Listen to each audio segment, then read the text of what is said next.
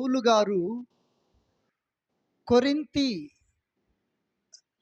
సంఘానికి రెండవ పత్రిక 11వ అధ్యాయము,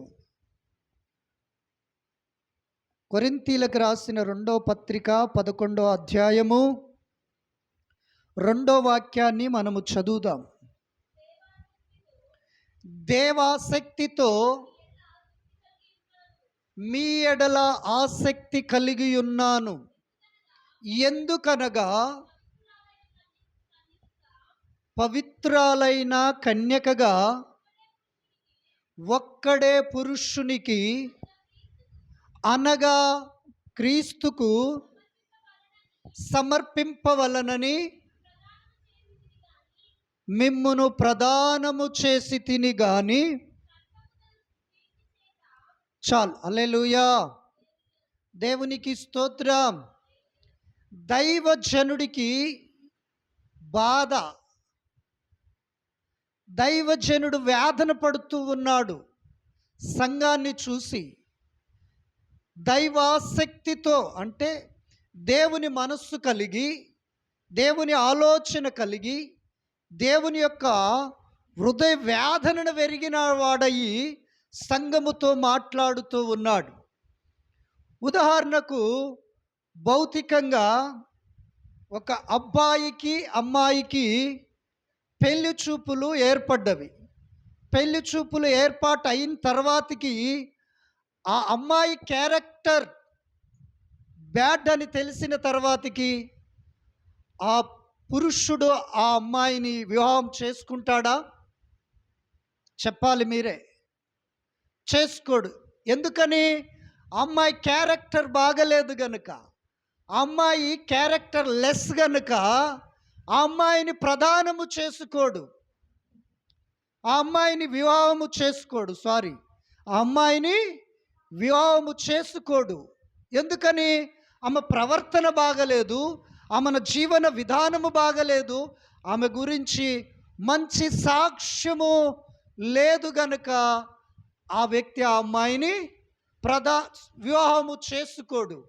పౌలు అంటూ ఉన్నాడు, ఒక్కడే పురుషుడైన క్రీస్తుకు నేను మిమ్ములను ప్రదానము చేసి తిని. ప్రదానం అయితేనే పెళ్ళి. ప్రదానం కాకుండా పెళ్ళి ఎవరు చేసుకోరు. గనుక పరిశుద్ధాత్ముడు ఈ లోకములో మనం ఉండగా ఆయన మనల్ని పెళ్లి కుమార్తెగా అలంకరిస్తాడు.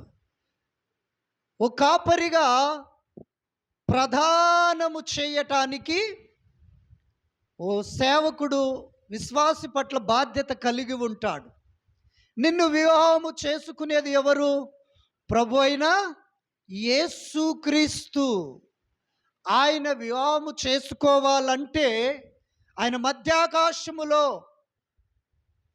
ఆ యొక్క వివాహ విందులో నీవు పెళ్లి కుమార్తెగా కనబడాలంటే నీ క్యారెక్టర్ బాగుండాలి. హల్లెలూయా. నీ సాక్ష్యము బాగుండాలి. అబ్బాయికి ఆ అమ్మాయి నచ్చింది. అబ్బాయి తరపు వాళ్ళు ఏం చేస్తారు? అమ్మాయి గురించి ఆ 4 బజార్లు తిరిగి అడుగుతారు, ఈ అమ్మాయి ఎలాంటిది, ఈ అమ్మాయి పనిగల్లదేనా, పండుబోతుందా, తిండిపోతుందా, తిట్టుబోతుందా, తిరుగుబోతుందా అని తెలుసుకుంటారు. హల్లెలూయా. నేను ప్రధానము చేయబడుతున్నప్పుడు దానికి ముందుగా మన ప్రవర్తన సరిచేసుకోవాలి. పౌలు అంటూ ఉన్నాడు, ఒక్కడే పురుషుడైన క్రీస్తుకు నేను మిమ్ములను ప్రదానము చేసి తిని. సర్పము మిమ్ముల ఎక్కడ మోసము చేసును అని నేను దినదినము భయపడుతూ ఉన్నాను. హల్లెలూయా. దేవునికి స్తోత్రం.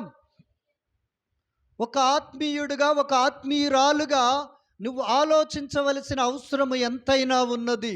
ఈ లోకములో నీ ఇష్టానుసారముగా జీవించి నేను క్రీస్తుకు ప్రదానము చేయబడ్డాను, ఆయన నన్ను వివాహము చేసుకుంటాడంటే అది అజ్ఞానత, భ్రమ. నీ సాక్ష్యము బాగుండాలి, నీ ప్రవర్తన బాగుండాలి, నీ జీవిత చరిత్రలో ఎటువంటి లోపము మాలిన్యత లేకుండా ఓ శ్రేష్టమైన భక్తి జీవితాన్ని నువ్వు జీవించాలి.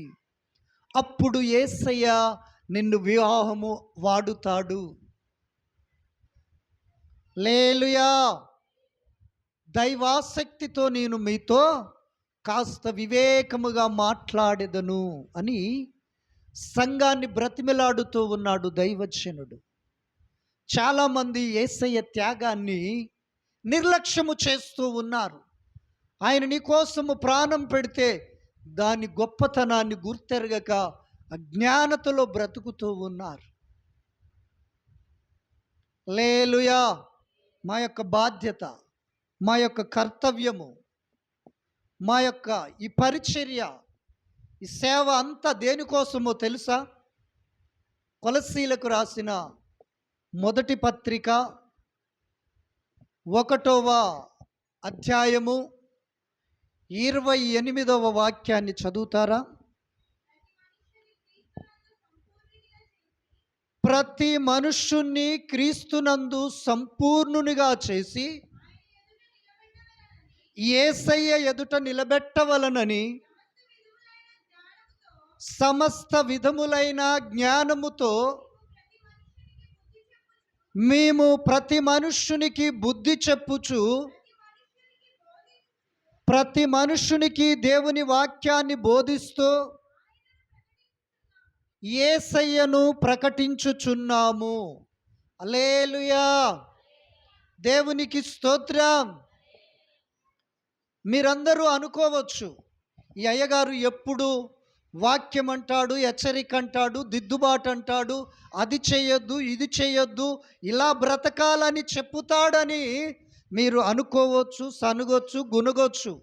కానీ మా కర్తవ్యము, యేసయ్య మాకప్పగించిన పని, యేసయ్య మాకిచ్చిన బాధ్యత, సంఘములో చేర్చబడిన ప్రతి ఒక్కరిని సంపూర్ణులుగా చేసి యేసయ్య ఎదుట నిలబెట్టవలసినది మా యొక్క బాధ్యత. అది మాకు దేవుడు అప్పగించిన పని. అమ్మా, నువ్వెలాగైనా జీవించు, 10,000 కానుకియ్యి, 10 రూపాయలు దశంభాగం వెయ్యి, పర్వాలేదనే టైపు కాదు మేము. నువ్వు ఇచ్చినా ఇచ్చకపోయినా నిన్ను హెచ్చరించవలసిన బాధ్యత మాకుంది. ఇస్తే నీకు మేలు, ఇవ్వకపోతే నీకు ఆశీర్వాదము లేదు. అది దేవుడు పెట్టిన బైబిల్ క్రమం. చెప్పటం మా బాధ్యత. కానీ అన్నిటికంటే శ్రేష్టమైనది యేసయ్య ఎదుట నిన్ను నిలబెట్టాలనేదే ఈ బాధ, ఈ బోధ, ఈ వేదన. మీరంతా నిష్ట కలిగిన పరిచర్య చేస్తూ ఉన్నారు, ఇక్కడ జనాలు లేరని మీరు అడగవచ్చు.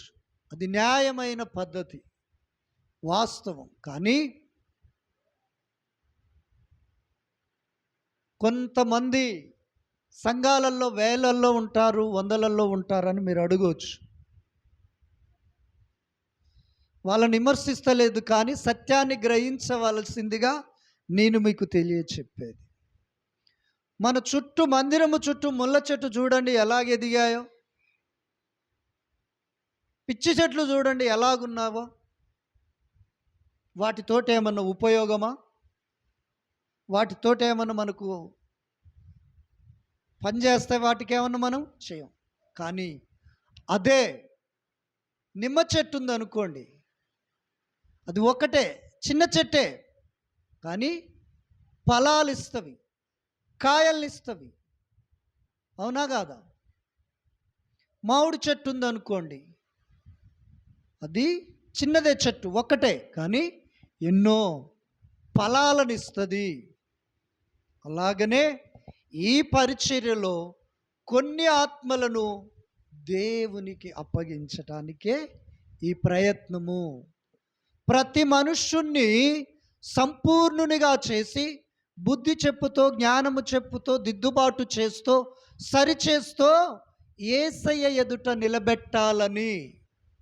చాలామంది లోకములో ఉన్న ఆశను ప్రేమించి, లోకాశను కోరుకుని, లోక క్రియలను చేస్తూ లోక సాంప్రదాయాలను చేస్తూ, లోక పద్ధతుల్లో వెళ్ళిపోతూ వారు దేవునికి విరోధులై ఉన్నారు. యాకోబు రాసిన పత్రిక 4వ అధ్యాయము 4వ వచనము ఈ రీతిగా హెచ్చరిస్తూ ఉంది. లోకము వ్యభిచారులారా, ఈ లోక స్నేహము దేవునితో వైరమని మీరు ఎరగరా? ఎవడు ఈ లోకముతో స్నేహము చెయ్యగోరునో వాడు దేవునికి శత్రువు. హల్లెలూయా. లోకముతో నడిచినా, లోకముతో స్నేహము చేసినా, లోకముతో పొత్తు పెట్టుకున్న వాని గురించి యాకోబు అయిన దైవజనుడు 2 మాటలు చెప్పుతూ ఉన్నాడు. మొదట వాడు వ్యభిచారి, రెండవదిగా వాడు దేవునికి శత్రువు. నువ్వు దేవునితో సంబంధాలు కలిగి ఉండాలి. నీకు దేవునితో సావాసం ఉండాలి. నీవు దేవుని లేఖన ప్రకారము నడుస్తూ బ్రతుకుతూ ఉండాలి. అప్పుడు నువ్వు సంపూర్ణునిగా మార్చబడుతావు. నీ పట్ల దైవ సేవకుడు పడిన ప్రయాసము, క్రీస్తయ్య పెట్టిన ప్రాణ త్యాగము వ్యర్థము కాదు. హల్లెలూయా. దేవునికి స్తోత్రం. గనుక నా ప్రియ దైవ జనాంగమా, ఈ లోక సంబంధమైన పరిచర్యలతో మనకు సంబంధము లేదు, కార్యాలతో మనకు సంబంధము లేదు, పనులతో మనకు సంబంధము లేదు. దేవుడు నీకిచ్చిన పనిని నువ్వు చేసుకో. ఆ పనిని దేవుడు ఆశీర్వదిస్తాడు. దేవుడు నీకిచ్చిన బాధ్యతలను నువ్వు నెరవేర్చు. అప్పుడు దేవుడు నీకు తోడై ఉంటాడు.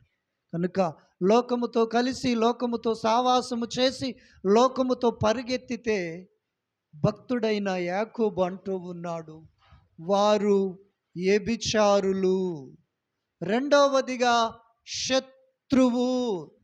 ఇక్కడ 300 మందిని పెట్టుకొని 5గురిని కూడా పరలోకానికి తీసుకొని పోకపోతే ఈ పరిచర్య వేస్ట్. 10 మందిని పెట్టుకొని ఆ 10 మందిని దేవుడి దగ్గరికి తీసుకెళ్తే ఈ సేవ ఫలభరితమైనది, ప్రభు దృష్టిలో విలువైనది. హల్లెలూయా. గనుక నా ప్రియ దేవుని సంగమా, సంఘ బిడ్డలారా, నీ ప్రవర్తన మారాలి, నీ మనస్సు మారాలి, నీ తలంపు మారాలి, నీ ఆలోచన, నీ పద్ధతులన్నీ మారిపోవాలి. హల్లెలూయా. గనుక నా ప్రియ దైవ జనాంగమా, నీవు మారకపోతే మహిమలో చేరలేవు. ఆయన వలె మారిపోవాలి. ఆయన రూపములోనికి, ఆయన స్వరూప్యములోనికి, సంపూర్ణతలోనికి నీవు నేను మారితే మనము చనిపోతే ఆ తర్వాత పరలోకము చేరుతాము. ఒకవేళ మనము మార్పు చెందక లోకానుసారముగా బ్రతుకుతో, ఇష్టానుసారముగా జీవిస్తూ నువ్వు మరణిస్తే పాతాళానికే వెళుతావు కానీ పరలోకము చేరవు. మీకు అర్థమయ్యేటట్టు ఒక మాట చెప్పనా? యేసుక్రీస్తు మనుష్య కుమారుడిగా ఈ లోకములో ఉన్నప్పుడు, ఆయన బోధిస్తూ ఉన్నప్పుడు వేల మంది ప్రజలు వచ్చారు. ఆయన వారికి 3 రోజులు దేవుని వాక్యాన్ని ప్రకటించారు. ప్రకటించిన తర్వాతకి ఆ ప్రజల పైన జాలిపడి, కనికెరపడి ప్రభు అడుగుతారు, మీ దగ్గర ఏమన్నా ఉంటే వారికి ఆహారము పెట్టండి అని. ఆయన శిష్యులు అంటారు, అయ్యా, ఇంతమంది ప్రజలకు ఆహారం పెట్టుటకు ఎక్కడి నుంచి తేవాలన్నప్పుడు అక్కడికి బాబు వస్తాడు. వాళ్ళమ్మ ప్రేమ కలిగినది, వాడికి ఆకలి అవుతుందేమని వీడు యేసయ్య దగ్గరికి పోతుండు కదా, అక్కడ తింటాడని వాళ్ళమ్మ బాక్స్ పెట్టి పంపించింది. ఆ బాలుడు అంతమందిలో లేచి, అయ్యా, నా దగ్గర 5 రొట్టెలు 2 చేపలు ఉన్నవని చెప్తాడు. చెప్పినప్పుడు శిష్యులు వస్తారు, ఆ బాలుడి దగ్గర నుండి అవి తీసుకెళ్ళి యేసయ్యకి ఇస్తాడు. యేసయ్యకి ఇస్తే ఆయన కృతజ్ఞతాస్తుతులు చెల్లించి, విరిచి, ఆశీర్వదించి అప్పుడు శిష్యులకు అంటాడు, అందరినీ 50 మంది చొప్పున లైన్గా కూర్చుండబెట్టి పంచండి అన్నప్పుడు యేసయ్య చేతిలోకి ఎప్పుడైతే 5 రొట్టెలు 2 చేపలు వచ్చాయో, అవి అక్కడ సుమారుగా పురుషులు ఆ దినాలలో యూదుల ధర్మశాస్త్ర ప్రకారం అనగా తోరా, నిర్గమకాండము, ఆదికాండము, లేవియాకాండము, సంఖ్యాకాండము, ద్వితీయోపదేశ కాండం, ఈ 5 కాండాలను కలిపితే తోరా అంటారు. ధర్మశాస్త్ర ప్రకారము పురుషులను మాత్రమే లెక్కేసేవారు ఆ దినాలలో. స్త్రీలను పిల్లలను లెక్కేసేవారు కాదు. అప్పుడు 5,000 మంది భోజనం చేయగా, పిల్లలు తినగా, స్త్రీలు తినగా, ఎన్ని గంపలు ఎత్తారు? 12 గంపలకు ఎత్తారు. నీవు విరగకుండా నువ్వు ఆశీర్వదించబడలేవు. నీ కష్టాజీతము దేవుని పరిచర్యలో విరవబడాలి. యేసయ్య చేతిలోకి వచ్చి అది విరవబడితేనే నీకు ఆశీర్వాదం. నువ్వు చేయవలసింది నువ్వు చెయ్యి, దేవుడు చేసేది దేవుడు చేస్తాడు. నువ్వేది చెయ్యకుండా యేసయ్యను చేయమంటే ఏమీ చేయడు. అయ్యా నేను సంపూర్ణముగా మారాలి అని నువ్వు ప్రభు దగ్గర మోకరించి కన్నీరు కార్చి ప్రతి బలహీనతను ఒప్పుకొని ప్రార్థన చేసినట్లయితే ఆయన నిన్ను సంపూర్ణతలోనికి నడిపిస్తాడు. హల్లెలూయా, దేవునికి స్తోత్రం. మనం ఏది చేయకుండా ప్రభువా నన్ను సంపూర్ణునిగా మార్చనటము అజ్ఞానత, మూర్ఖత్వము. నీ లోపల నుంచి అది రావాలి. ఆ స్పందన, ఆ స్పిరిట్, పరిశుద్ధాత్మ స్పిరిట్ ప్రభావము నీలోనికి రావాలంటే మొదటిగా నువ్వు సరెండర్ కావాలి యేసయ్యకు. అప్పుడు పరిశుద్ధాత్ముడు నీలోనికి వస్తాడు. నువ్వు ఆయనకు అప్పగించుకుంటే నీలోనికి వచ్చి నువ్వు ఒప్పుకోలేని ఎంత కఠినమైన బలహీనతైనా పాపమైనా ఆయన ఒప్పింప చేస్తాడు. హల్లెలూయా, దేవునికి స్తోత్రం. గనుక నా ప్రియమైన దేవుని సంగమా, సంఘబిడ్డలారా, మనము చేయవలసినది చెయ్యాలి. పరిశుద్ధ జీవితము నాకు కావాలి ప్రభు అని నువ్వు అడిగితే ఆయన పరిశుద్ధతనిస్తాడు. పాపములో బ్రతుకుతో నేను ప్రభువా ప్రభు అంటే ప్రభు నన్ను అసహించుకుంటాడు. శాపములో బ్రతుకుతో అయ్యా శాపమును తొలగించంటే తొలగించడు. ఆయన కాళ్ళ దగ్గరికి నేను వచ్చి ఈ శాపాన్ని నేను మోస్తున్నాను, ఇక నాకు వద్దు ఆ శాపము, ఇక నేను మొయ్యను ఆ శాపాన్ని, పూర్తిగా తొలగించు ప్రభు అంటే ఆయన తొలగిస్తాడు. నువ్వు నీ ఇంటికాడ ఉండి నీ మనసులో, నీ హృదయంలో, నీ తలంపులలో పాపాన్ని, శాపాన్ని, అపవిత్రతను పెట్టుకొని యేసయ్యా అంటే కుదరదు. నువ్వు విడిచిపెట్టాలి, ఒప్పుకోవాలి, ప్రభు కనికెరాన్ని పొందుకోవాలి. అందుకనే దేవుడు అంటూ ఉన్నాడు, నేను నిన్ను వివాహము మధ్యాకాశములో వాడాలి అంటే నీవు ప్రదానము చేయబడిన పవిత్రాలైన కన్యకగా ఉండాలి. ఎస్, ఏ పురుషుడైనా ఒక అమ్మాయిని వివాహం చేసుకోవాలనుకున్నప్పుడు ఆమె కన్యక అని తెలిసి చేసుకుంటాడు. తిరుగుబోతుందంటే ఎవ్వరూ చేసుకోరు, పోరంబోకుదన్నా చేసుకోరు. పురుషుడు కూడా అలాంటి వాడంటే ఏ స్త్రీ ఇష్టపడదు. పరిశుద్ధుడైన దేవుడు పవిత్రాలైన కన్యకగా నువ్వు నేను మారితేనే ఆయన మనల్ని వివాహము చేసుకుంటాడు. మనం ఎత్తబడతాం, పరలోకము చేరుతాం, అనిత్యత్వములో మనము నిలబడుతాం. ప్రియులారా, ఈ లోక సంబంధమైన ప్రతి బలహీనత నుండి మనం విడుదల పొందాలి. లోక సంబంధమైన ప్రతి వ్యసనముల నుండి విడిపించబడాలి. కొంతమందికి ఓ రకమైన వ్యసనం ఉంటుంది, ఆరోగ్యం ఉంటుంది, అన్నీ ఉంటాయి, కడుపు నిండా 3 పూటలు తింటూనే ఉంటారు.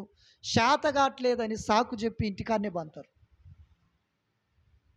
కాళ్ళు చేతులు లేదా ఒంట్లో అవయాలు పాడైపోయినప్పుడు అయ్యో నాకు ఆ మంచిగా ఆరోగ్యం ఉంటే నేను మందిరానికి పోదునే, చేతులెత్తి స్తుతించుదునే, అదంతా అతి తెలివితేటలు అని నేను అంటాను. నీకు అవకాశం ఉన్నప్పుడే దేవుని పని చెయ్యాలి. సొలొమోను అంటాడు, మరణమైన తర్వాత, పాతాళములోకి వెళ్ళిన తర్వాత నీకేమైనా పని ఉంటుందా? అక్కడేమైనా నువ్వు ఆలోచించగలవా? తెలివి చెప్పగలవా? చెప్పలేం. మరణించిన తర్వాత మనం ఏం చేయలేం.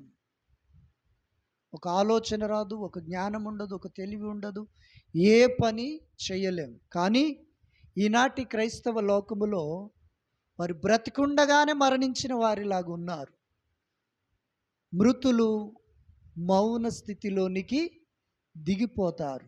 మృతులు పాతాళములోకి వెళ్ళుతారు. సజీవులు సజీవులే, వారు దేవుణ్ణి స్తుతిస్తారు. నువ్వు సజీవుడవని అనిపించుకోవాలంటే నువ్వు దేవుణ్ణి స్తుతిస్తేనే సజీవుడవు. స్తుతించకుండా నాకు ప్రభు ఉన్నాడు అనుకుంటే వ్యర్థము. స్తోత్రం. మొదటి దినవృత్తాంతములు 15వ అధ్యాయము 13వ వాక్య భాగము. మొదటి దినవృత్తాంతములు 15వ అధ్యాయము 13వ వచనం. ఆయన చేసిన ఆశ్చర్య కార్యములను జ్ఞాపకము చేసుకొనుడి. మొదటి దినవృత్తాంతములు 15. ఇంతకు ముందు మీరు ఇశ్రాయేలు దేవుడైన యెహోవా మందస్సమును మోయక ఉండుట చేతను మనము మన దేవుడైన యెహోవా యొద్ద విధిని బట్టి విచారణ చేయకుండుటను బట్టి ఆయన మనలకు నాశనము కలగచేసెను. కావున ఇప్పుడును మీరును మీ వారును మిమ్ములను మీరు ప్రతిష్ఠించుకొని చాలు. హల్లెలూయా. దేవునికి స్తోత్రం. ఇశ్రాయేలు ప్రజలకు మంచి రాజున్నాడు, గొప్ప దేవుడున్నాడు. వారి పెద్దలు దేవుని మందస్సాన్ని మోయక యెహోవా యొద్ద విధిని బట్టి విచారణ చేయక ఏమొచ్చిందట? గొప్ప నాశనము కలిగెను. హల్లెలూయా. దేవునికి స్తోత్రం. విధిని బట్టి మనము దేవుని దగ్గర విచారణ చేయాలి. దేవుని మందస్సాన్ని మన పెద్దలు మోయలేరు గనుక వాళ్లకు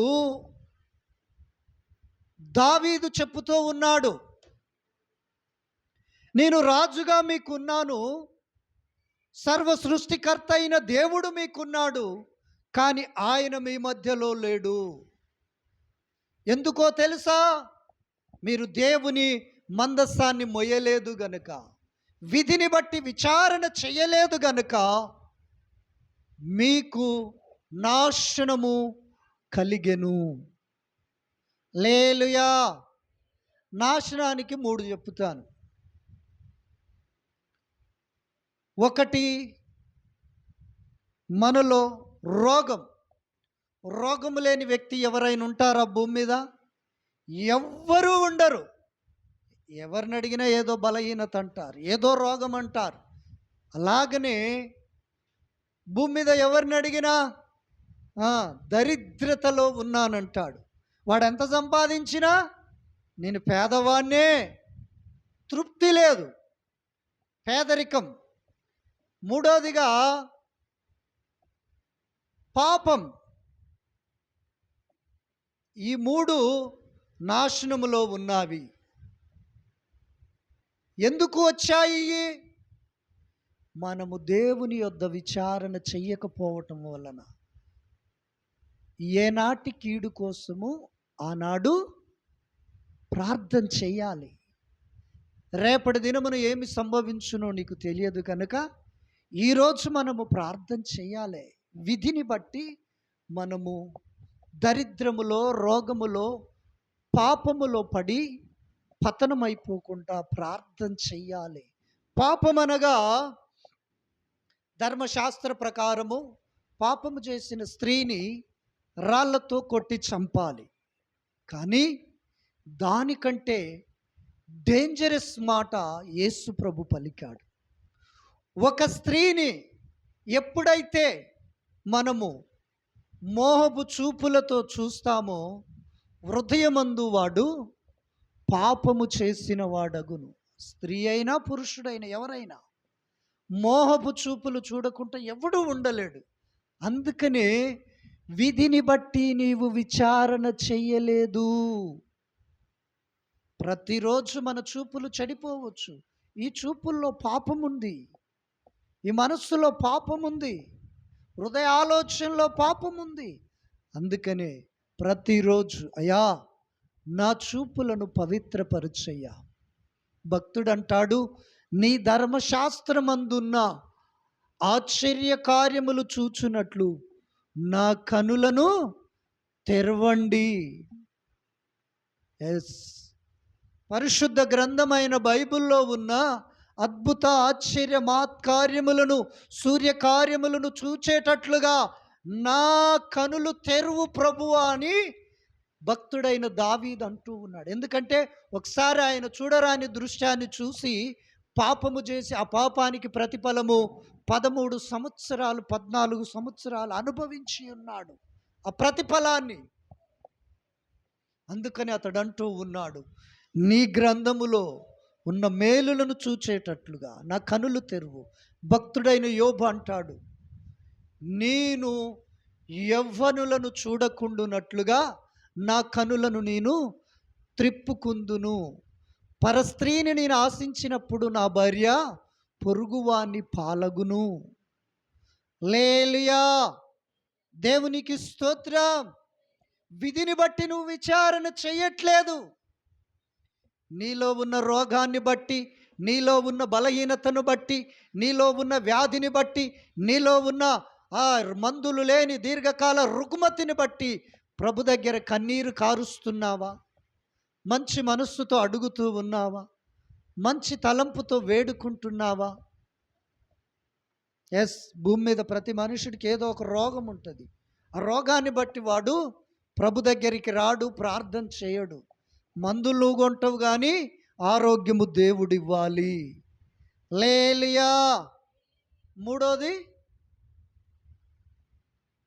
దరిద్రం, పేదరికం. ఆ పేదరికము లేని వారు ఎవరన్నా ఉన్నారంటే ఎవ్వరూ లేరు. పేదరికంతో ఉన్నాం మనం. ఆత్మీయ జీవితంలో పేదరికం, ప్రార్థనా జీవితంలో పేదరికం, విశ్వాసములో పేదరికం, నిరీక్షణలో పేదరికం, నమ్మకములో పేదరికం, దేవుని సన్నిధికి నడిచే విషయములో కూడా పేదరికం, కుటుంబంలో భౌతికంగా ఆర్థిక ఇబ్బందులు, పేదరికముతో బ్రతుకుచూ ఉన్నాం. గనుక విధిని బట్టి నువ్వు దేవుని యొద్ద విచారణ చేయలేదు గనుక నాశనము మీకొచ్చి ఉన్నది. గొప్ప దేవుణ్ణి మనము కలిగి ఉన్నాం, మంచి సేవకుని మనం కలిగి ఉన్నాం, మంచి సంఘానికి మనము నడిపించబడుతూ ఉన్నాం, మంచి మంచి మాటలు పరిశుద్ధ గ్రంథములో నుండి వింటూ ఉన్నాం. కానీ నాశనము మనము తొలగించుకోలేదు, పాపాన్ని మనము విడిచిపెట్టలేదు, రోగము మనల్ని విడిచిపెట్టలేదు, పేదరికము ఇంకా మనల్ని వేలుబడి చేస్తూ ఉంది. ప్రియులారా, మన మధ్యలో దేవుడు లేడు గనక, మనతో దేవుడు లేడు గనక అని దావీదు ఇశ్రాయేలు ప్రజలతో చెప్పుతో, మీ పెద్దలను, యాజకులను, కాపరులను పిలిపించి ఆ మందసాన్ని మోసుకొచ్చి తనకు ఏర్పరిచిన ఆ స్థలములో పెట్టండి అని దావీదు మాట్లాడుతూ ఉన్నాడు. ప్రియులారా, మన జీవితంలో కూడా యేసయ్య నీ కోసం ప్రాణం ఎందుకు పెట్టాడో తెలుసా? నువ్వు మందసముగా మారిపోవాలి, నువ్వు పరిశుద్ధురాలుగా మారిపోవాలి, నువ్వు పవిత్రురాలైన కన్యకగా మారిపోవాలి. క్రీస్తు యేసు ఎదుట నీవు సంపూర్ణుడిగా మార్చబడి నిలబడాలని దైవాసక్తితో ప్రతిసారి బోధించటము జరుగుతూ ఉంటుంది. వింటరు కానీ విన్న మాటలను బ్రతుకుల్లో క్రియారూపాన్ని చూపించలేని స్థితిలో ఉంటారు. హల్లెలూయా, దేవునికి స్తోత్రం. మీకు అర్థం అవటానికి భౌతికంగా ఇంకొక మాట చెప్తాను. డబల్ కాట్ మంచాన్ని, పరుపును మనం కొనుక్కుంటాం. కొనుక్కున్న తర్వాత దాని మీద బంతే మంచిగా సుఖనిద్ర రావాలి.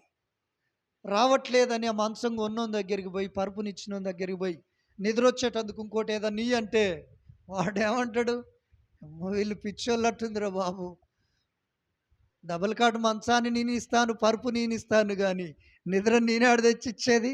అది దేవుడు ఇవ్వాలి నీకు. అది దేవుడి దగ్గర నుంచి నువ్వు పొందుకోవాలి.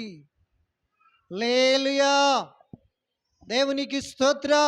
నీ కుటుంబము దీవించబడాలన్నా, నీ పిల్లలు ఆశీర్వదించబడాలన్నా, నీ ఇంట్లో శుభకార్యాలు జరగాలన్నా, నీ పిల్లలు ఫలించేటి వారిగా, పేరు కీర్తులు ఖ్యాతి కలిగిన వారుగా మార్చబడాలన్నా, నువ్వు విధిని బట్టి ప్రతిరోజు దేవుడి దగ్గర ప్రార్థన చెయ్యాలి.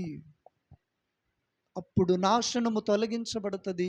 దేవుని సన్నిధి నుండి నీకు మేలు, క్షేమము, దీవెన, ఆశీర్వాదము వస్తుంది.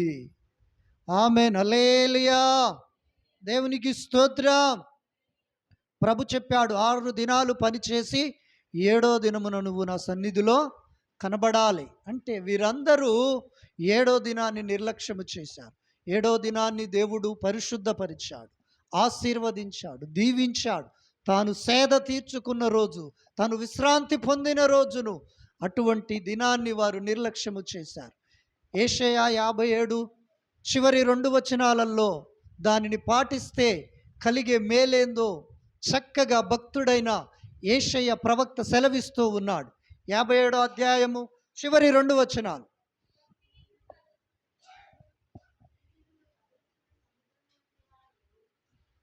58 చదవండి. నా విశ్రాంతి దినమున వ్యాపారము చేయకుండా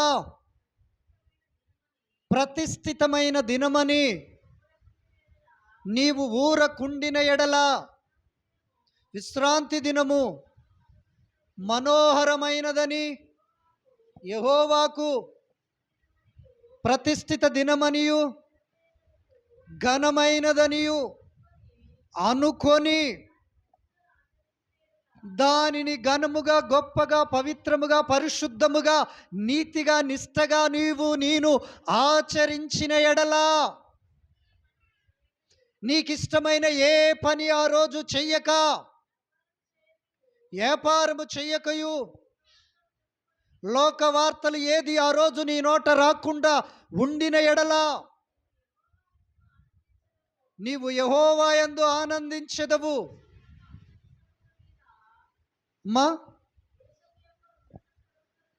దేశము యొక్క ఉన్నత గొప్ప స్థలముల మీద నేను నిన్ను ఎక్కించెదను. నీ తండ్రి అయిన యాకోబు స్వాస్థ్యము నీ అనుభవములో, నీ బ్రతుకులో, నీ జీవితములో, నీ కుటుంబములో, నీ పిల్లల్లో, నీ వంశములో నేను ఉంచెదను అని దేవుడు స్పష్టముగా నీతో నాతో మాట్లాడుతున్నాడు. దీనిని చాలా చిన్నగా చూస్తావు. విశ్రాంతి దినాన్ని తక్కువగా అంచనా వేసుకుంటావు. డబ్బులకు ఎక్కువ విలువనిస్తావు, పనికి ఎక్కువ ప్రాధాన్యత ఇస్తావు, లోక వార్తలు చెప్పుతావు, లోకానుసారంగా బ్రతుకుతావు, దేవుని వాక్యాన్ని కిందేసి నువ్వు పైనుంటావు. అందుకే నువ్వెప్పుడు కిందివాడిగానే ఉంటున్నావు, గొప్పవాడిగా ఉండట్లేవు. దేశము యొక్క ఉన్నతమైన గొప్ప స్థలాలలో ఆయన నిన్ను నిలబెట్టి ఆశీర్వదించి అనేకులకు దీవెనకరముగా దీవించి యాకోబు యొక్క స్వాస్థ్యములో నీకు పాలు పంపులు ఇస్తాను, నీ వంశానికి 1000 తరములకు సరిపోను కృపనిస్తాను అని నా దేవుడు నీతో మాట్లాడుతూ ఉంటే నువ్వెక్కడో ఉంటావు ప్రియులారా. విశ్రాంతి దినాన్ని నువ్వు ఓ చెత్త కాగితాన్ని చుట్టేసినట్టుగా చుట్టేసి నువ్వు లోకమంతా తిరిగి వస్తావు, జనుల చుట్టూ తిరిగి వస్తావు, లోక పనుల్లో మునిగిపోతావు. అందుకే నువ్వు దీవించబడలేకపోతూ ఉన్నావు, ఫలించబడలేకపోతూ ఉన్నావు, ఆశీర్వదించబడలేకపోతూ ఉన్నావు. గనుక నా ప్రియ దేవుని సంగమా, సంగబిడ్డలారా, దేవుడు నిన్ను దీవించి ఆశీర్వదించి శాశ్వతమైన కృపను నీకు చూపి నీ కుటుంబాన్ని పరలోకము చేర్చాలని ఆయన నీతో నాతో స్పష్టముగా ఈరోజు మాట్లాడి ఉన్నాడు. నీ పద్ధతి మార్చుకో, నీ ప్రవర్తన మార్చుకో, నీ జీవిత విధానాన్ని మార్చుకో. పవిత్రురాలైన కన్యకగా నిన్ను నీవు పరిశుద్ధపరుచుకొని సిద్ధపడినట్లయితే ఆయన నిన్ను వివాహము వాడుతాడు, పరలోక రాజ్యము చేరుస్తాడు, నిత్య జీవములో నిన్ను ఆయన స్థిరపరుస్తాడు. ఈ మాటలు దేవుడు మనందరికీ ఆశీర్వాదకరముగా మార్చునుగాక. ఆమెన్. హల్లెలూయా.